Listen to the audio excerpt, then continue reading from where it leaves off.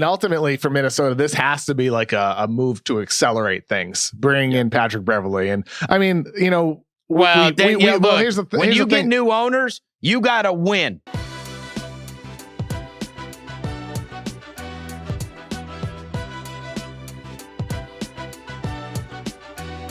Over the course of the last couple of days, we got a lot of feedback, and so I do want to send a shout out to Minnesota fans that when that trade came down, the trade came down right before we were about to record, and we talked about the Jarrett Culver and Juancho Hernangomez for Pat Beverley, and we didn't really cover it from the Minnesota side.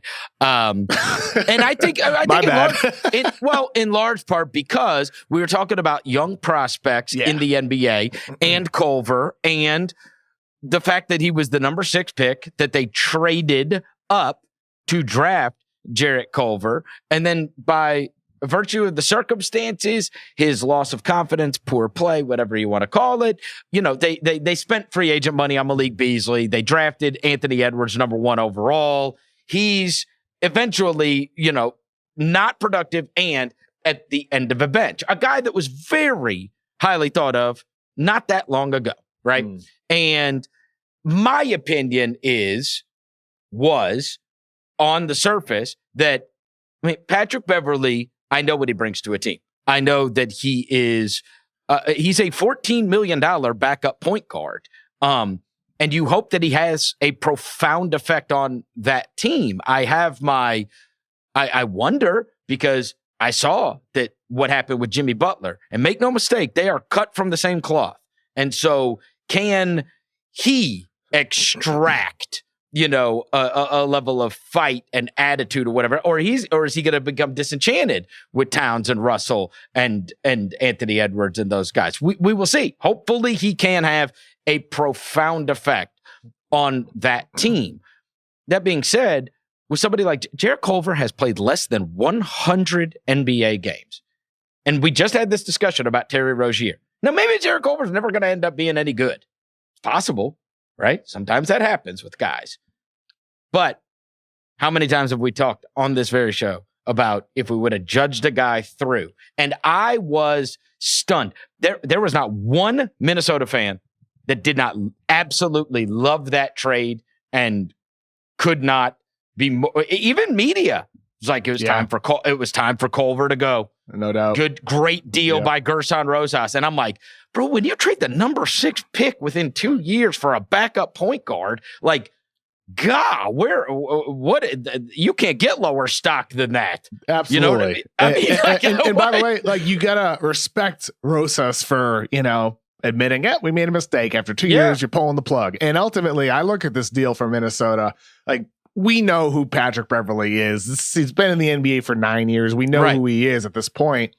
And now you look at Minnesota in the context of what they are and who they have. They got a lot of good defensive players. They do. I mean, we're talking about like D'Lo and Cat. They're 2, you know, big name players, but look behind them. You got a Kogi, very good at the wing position. You got Patrick Beverley now in that backcourt. You got Jaden McDaniels, who as a rookie was really, really good. Really good. Vanderbilt coming off the bench. Prince is solid. I mean, Naz Reid, for that matter, like behind Towns, solid. They got a lot of good defensive players. So the problem is the 2 guys that play 30-plus minutes. And that's where it's going to be. Like Cat, I thought Cat in the latter half of that year when they started playing him a little bit more often in the wing, he was better in that role. And I wonder if we'll see more of that with the team this season. But even then, I mean, if Cat's able to continue getting better on the defensive end of the floor, that will mitigate, you know, what might be a 0 with Russell on the perimeter. Can Russell improve? We'll see. I mean, we're going to find out. He had better improve, right? He had better improve with all these guys around him that are playing hard, fighting, defending, you know, with the intensity and focus, because they have some of those guys, Chris.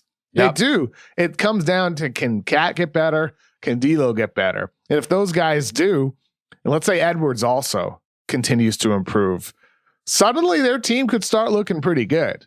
It is very rare to see somebody give up on a top 6 pick. It's rare. In less than 100 games. And that's why, maybe that says something about the kid, or maybe that says we gave up too soon. Well, I guess we're going to find out. It could. We'll see. I mean, ultimately for Minnesota, this has to be like a move to accelerate things. Bring in Patrick Beverley, and I mean, here's the thing. When you get new owners, you got to win. Yeah. I know this. You got to win, and you've experienced that. You can forego the future for trying to show promise right now, because when you get new guys coming in, you're worried that they're going to bring in their own guys, right, to run that thing, because they don't have the same loyalty to you. They didn't hire you, and so you're trying to win now and show promise now, so that they don't feel like they need to go elsewhere to find whoever they want to run their organization in the future. Here's the thing, though, for Minnesota too. I'm expressing some optimism, with what they could be. You could say the same about New Orleans. You could say the same about Sacramento. You could say the same about Memphis. There's only 6 slots that are guaranteed for the playoffs, and then there are 4 for the play-in. There are only 10 spots in the West. Somebody has to be below 500. Somebody needs to miss the playoffs.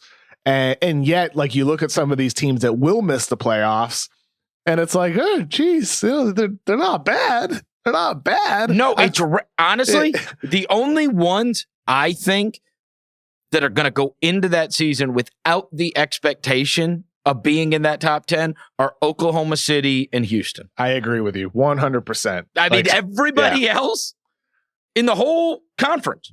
Everybody. I think San Antonio, front office, might view it as we're a non-playoff team. Greg Popovich and that coaching staff will not view it that way.